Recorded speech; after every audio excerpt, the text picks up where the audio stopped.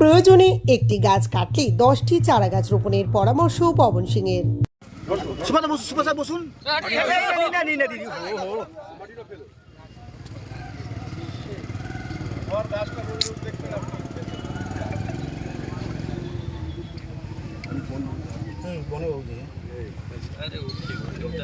একটি গাছ মায়ের নামে।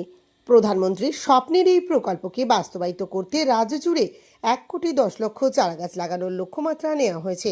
উক্ত প্রকল্পের কর্মসূচি উপলক্ষে শুক্রবার বিশ্ব পরিবেশ দিবসে ভাটপাড়া স্টেট জেনারেল হাসপাতাল কম্পাউন্ডে বৃক্ষরোপণ অংশ নেন ভাটপাড়ার তরুণ বিধায়ক পবন কুমার সিং। হাসপাতালে জরুরি বিভাগের পাশে ছোট্ট পার্কে গাছ রোপণ করে বিধায়ক পবন কুমার সিং বলেন, শুধু গাছ লাগালেই হবে না, গাছের পরিচর্যাও করতে হবে।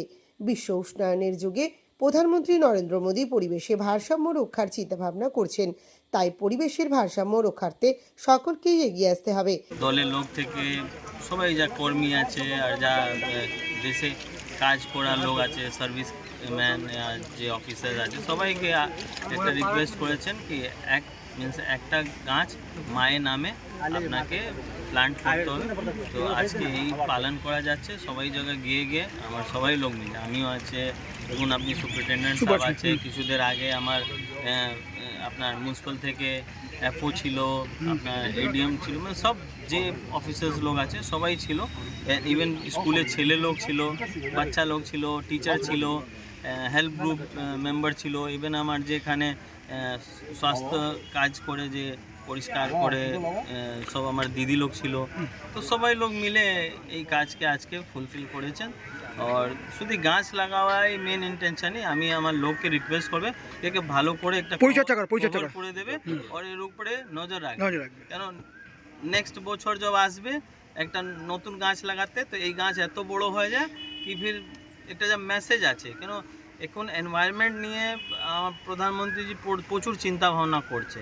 তো প্রধানমন্ত্রীজি যা চিন্তা ভাবনা আছে কি সবাই লোক মিলে, সবাই এক এক লোক মিলে গাছকে এ করবে আর গাছের উপরে একটা এ করবে, ওকে ভালো করে গাছকে কেয়ার করবেন।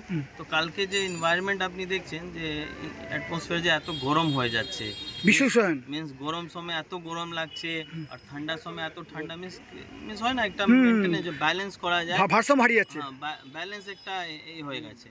তো ব্যালেন্সকে কী করে ওয়াপস ফিরে নিয়ে আসতে হবে, এর জন্যেই আমার প্রধানমন্ত্রী যে চিন্তা ভাবনা আছে, সবাই মিলে এই উপরে একটা ভীষণ নজর রাখতে হবে আর এর উপরে একটা কেয়ার করতে হবে। পবনের পরামর্শ, উন্নয়নের ক্ষেত্রে কোথাও যদি একটা গাছ কাটতে হয় তাহলে সেখানে 10টি চারা গাছ রোপণ করতে হবে।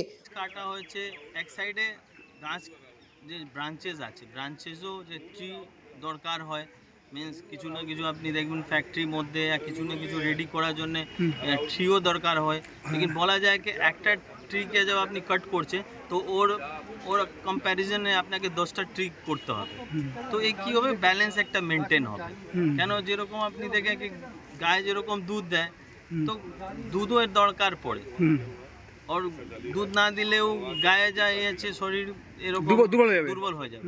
তো যা সৃষ্টি যেরকম একটা করেছে, রেডি করেছে, তো সৃষ্টিকে ওরকমই আপনাকে মেনটেন করতে হবে।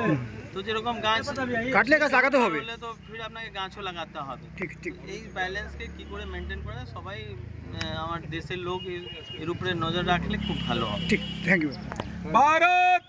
উক্ত বৃক্ষরোপণ কর্মসূচিতে এদিন হাজির ছিলেন হাসপাতাল সুপার মিজানুল ইসলাম, বিজেপি নেতা পিন্টু সিং, যুব নেতা সুবাই দাস, শিক্ষিকা ইন্দ্রাণী তিওয়ারি, অরুণ সিং, রাজু শ্রীবাস্তব প্রমুখ।